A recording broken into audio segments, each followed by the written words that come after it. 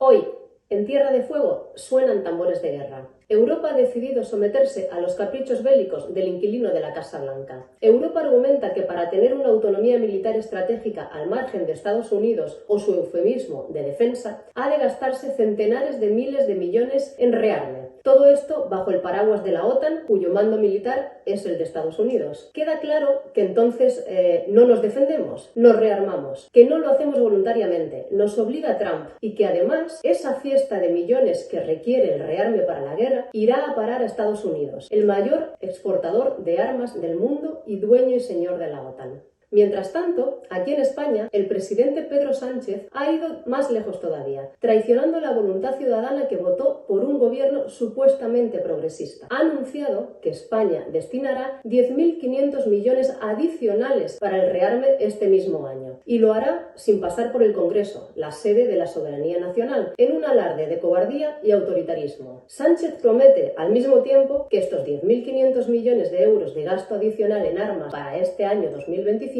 no supondrán una subida de impuestos ni un aumento en el déficit y que además lo hará sin recortar el derecho del Estado del bienestar. Una cuadratura del círculo absolutamente imposible. La traducción es que utilizará el dinero de los presupuestos que podría asignar a infraestructuras, a educación, a sanidad o vivienda para el rearme y lo hará sin pasar por el Congreso y a espaldas de la ciudadanía española. Su socio de gobierno, Sumar, ha caído en la más profunda ambigüedad y Yolanda Díaz asegura que utilizar 10.500 millones adicionales del presupuesto para el rearme no supondrá recortes en el estado del bienestar. Alguien debería advertirle que la imposición de destinar el 2% del PIB de España o incluso más no se limitará a este año 2025. Desde ya, España destinará más de 33.000 millones de euros cada año para alimentar al belicismo, algo que aplaudió, además sin tapujos, el secretario general de la OTAN, que agradeció la decisión de Sánchez por estar encaminada a la construcción de una OTAN más letal. Y eso lo cito textualmente. Y de nuevo, el anuncio se hace argumentando que será sin subir impuestos, que es lo que repiten sin cesar. Pero que no nos engañen, el rearme se financiará a costa de recortar los presupuestos de educación, de sanidad y otros servicios públicos, como es evidente.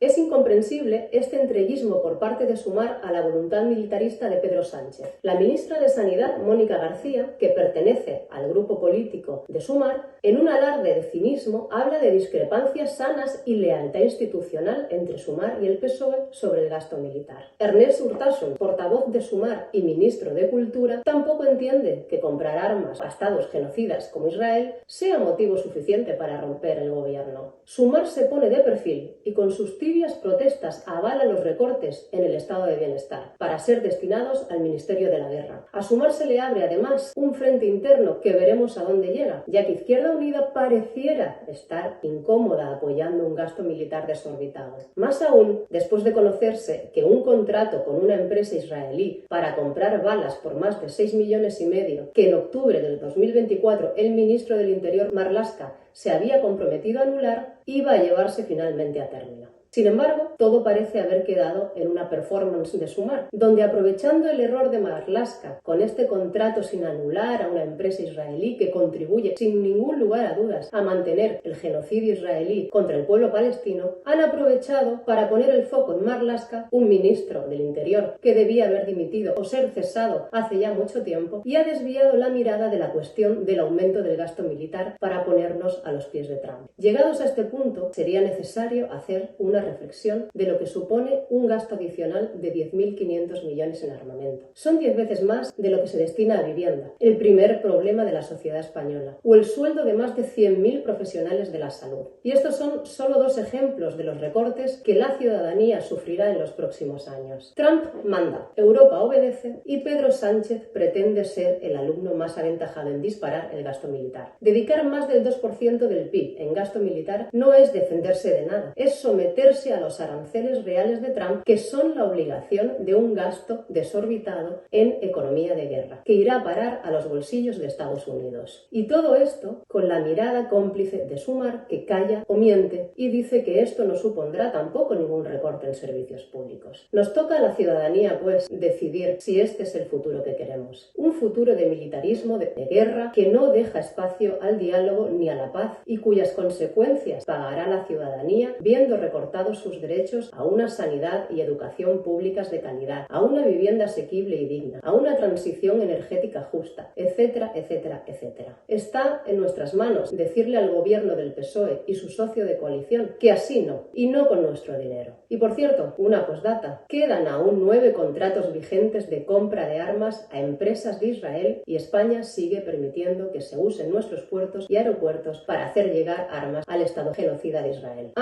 Y otra postdata. El secretario general de UGT, Pepe Álvarez, es una noticia de última hora, plantea un impuesto con carácter general para todos los ciudadanos de la Unión Europea para financiar las políticas de defensa. Que no es de rearme, dice, o no solo de rearme, ha declarado este mismo sábado. No nos tomen por idiotas. Hasta la próxima.